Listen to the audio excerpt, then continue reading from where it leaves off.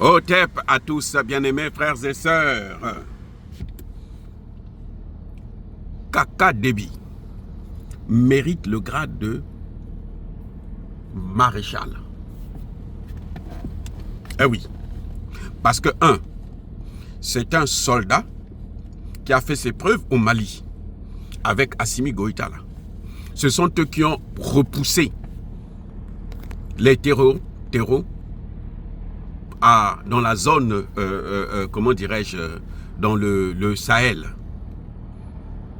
Ah oui. Kaka Déby a travaillé avec Assimi Goïta. Ils ont repoussé les terreaux.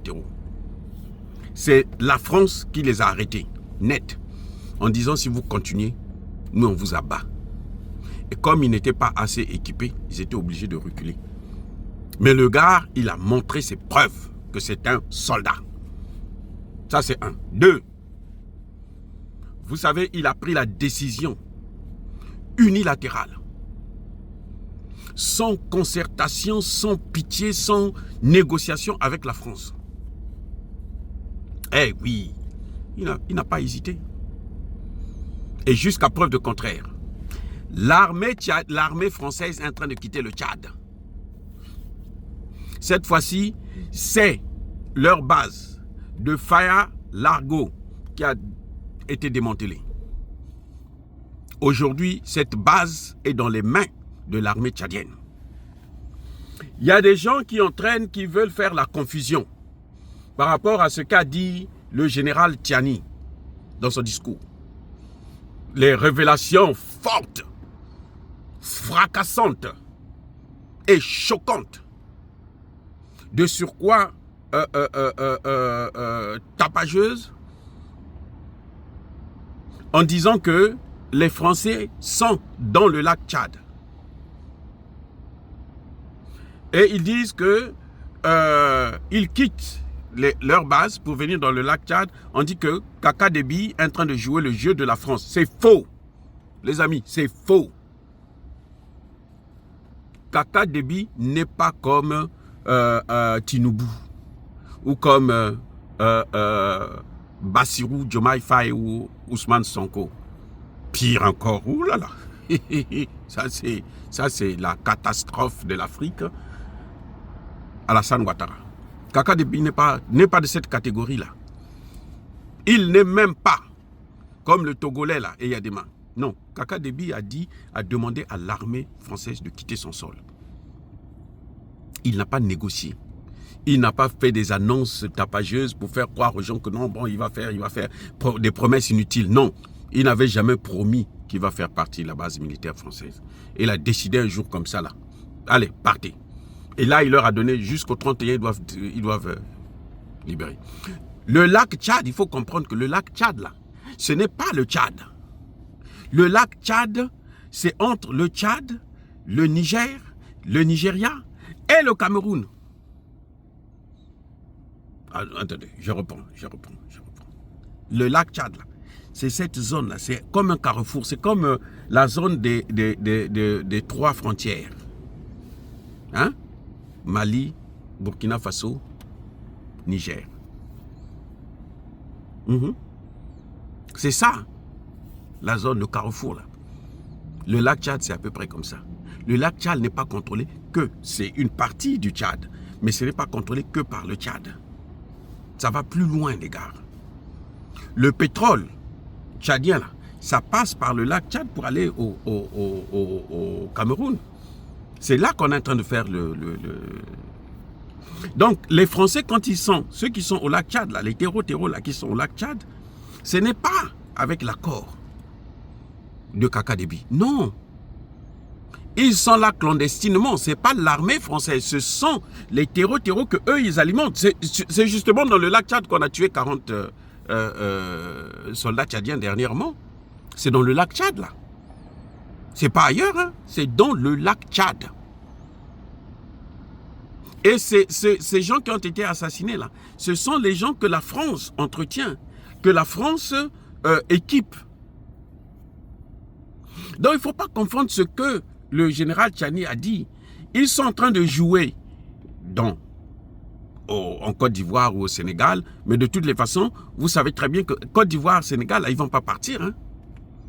Tant que ce sera les mêmes gens qui seront là, ils ne vont pas quitter la Côte d'Ivoire et le Sénégal.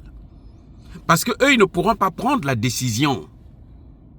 Ils ne pourront pas prendre la décision. Parce que s'ils pouvaient prendre la décision, ils auraient déjà pris cette décision. Kaka Déby l'a fait. Mais Kaka Déby travaille avec le Niger. Pourquoi vous pensez qu'il travaille avec la France? C'est ridicule d'accuser Kaka Déby. C'est comme s'il y a des gens qui ont une obsession. Que bon, comme Kaka Déby est venu par un coup d'État, et comme il pense que c'est Macron qui l'a amené au pouvoir, alors que ce n'est pas Macron, c'est l'Afrique centrale, c'est les présidents d'Afrique centrale, là, notamment Paul Biya, qui l'a élevé. C'est Paul Biya qui l'a amené là, c'est pas Macron. Macron est venu pour chercher à prendre la paternité de ça, afin de s'imposer d'avoir le dessus sur lui. Mais c'est pas Macron. Donc, Kaka Déby, on a tué ses soldats. C'est à cause de tout ça que Kaka Déby a pris la décision de faire partir. Kaka Déby n'est pas en train de jouer avec nous, non. Non, non, non, non. C'est malhonnête de penser ainsi. C'est très malhonnête. C'est très, très, très malhonnête. Voilà les amis. Vous comprenez? Ce qui est en train de se passer au Tchad, c'est une décision souveraine d'un chef d'État qui prend sa responsabilité. Et vous savez, Kaka Déby était un peu hésitant. Mais après, on a vu la réaction du peuple. Parce qu'après, quand Kaka Déby a décidé, le peuple a pris tout de suite le relais. C'est ce qui manque au Sénégal. Dès que Bassirou va dire que nous, on ne veut plus voir ces bases militaires, là, vous allez voir comment les Sénégalais vont sortir pour chasser ces gens-là. Même les généraux sénégalais là qui contestent là, ils vont rentrer dans les casernes. Parce qu'ils ne pourront pas supporter d'arrêter ces gens-là. On ne peut pas arrêter un peuple qui est déterminé. On ne peut pas. On ne peut même pas le vaincre. Ce n'est pas possible. Donc la situation du Tchad n'est pas comme celle du Bénin, n'est pas comme celle du Nigeria. Et puis je dois vous informer que le Niger et le Tchad travaillent ensemble. Vous savez que le premier ministre du Niger, là, il a travaillé pendant longtemps au Tchad. Hein. Le Tchad, là, c'est comme sa poche. Les autorités tchadiennes, là, il les connaît très bien. Vous voyez? Et c'est à cause du Tchad, écoutez bien, c'est à cause du Tchad que la France n'est pas intervenue. Parce que la France ne pouvait pas intervenir au Niger à partir de la Côte d'Ivoire. C'était à partir du Niger, plutôt du Nigeria et du Tchad et du Bénin. Le Bénin, voyons qu'il n'était pas trop solide pour prendre cette disposition, la frontière est très petite. La vraie frontière, c'est avec le Tchad et le Nigeria. Et comme le Tchad avait dit non, ben, ils ne pouvaient pas faire autrement. Au début, ils ont voulu impliquer le Tchad pour que le Tchad puisse aider à faciliter cette intervention. Le Tchad a dit non. Comme le Tchad a dit non, là, ça n'a pas marché.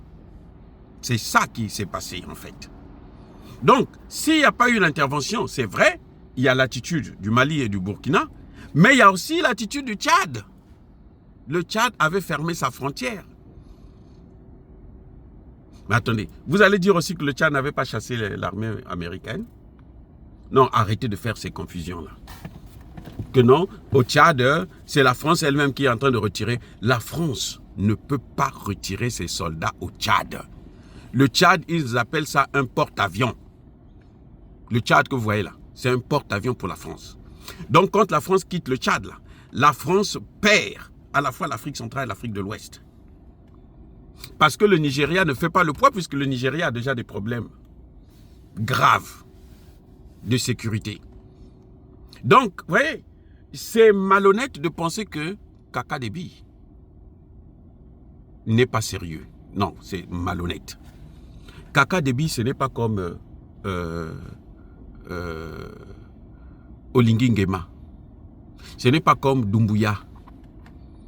Kaka Déby est clair. Il a pris position. Quand Kaka Déby est allé en Russie, là, vous avez vu un seul président africain prendre une telle décision? Quel est le président africain francophone que vous connaissez? Même, regardez, même Assimi Goïta et, comment vous appelez ça, le grand là, le grand, c'est un petit frère, mais c'est le grand. Traoré, ils sont allés quand il y a eu la conférence, le sommet Afrique-Russie. Kaka Déby est allé comme ça, il est allé, il décide d'aller en tant qu'État souverain. C'est comme si aujourd'hui Tianis se lève et dit, bon moi je pars en Russie, visite officielle, il va voir Poutine. Voilà le problème. Non, moi je n'ai aucun doute pour la détermination de Kaka Déby, pour sa position, je n'ai aucun doute. Si vous avez des doutes là, bon, si vous doutez parce que ce n'est pas le Mali, ce n'est pas le Burkina, bon, ça c'est votre problème. Mais moi, je n'ai aucun doute. En tout cas, en ce qui concerne les bases militaires. En ce qui concerne le CFA, là, tous les pays de la zone franc sont au même pied d'égalité. Je reprends. En ce qui concerne le franc CFA, tous les pays de la zone franc, y compris ceux du Sahel, sont au même pied d'égalité parce que personne n'est sorti du CFA. Et c'est ça qui empêche le développement. Voilà le problème. Donc, arrêtez de nous faire croire que, parce que les Français disent que nous avons le discours de Macron à Djibouti, Macron est en train d'envoyer des espions maintenant, des barbouzes.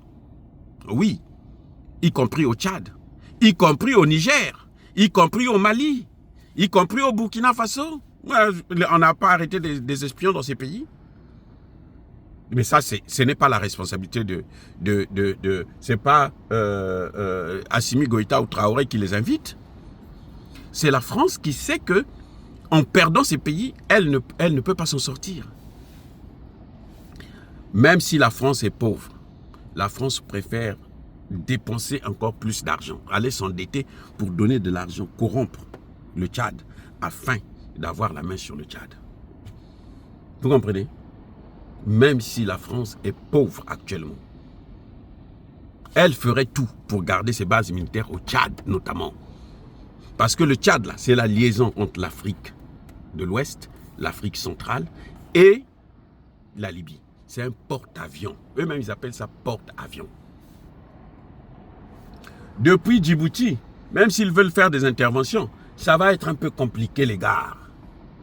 Ils vont envoyer des avions qui vont venir bombarder, mais on les entendra quand ils vont envoyer des troupes au sol.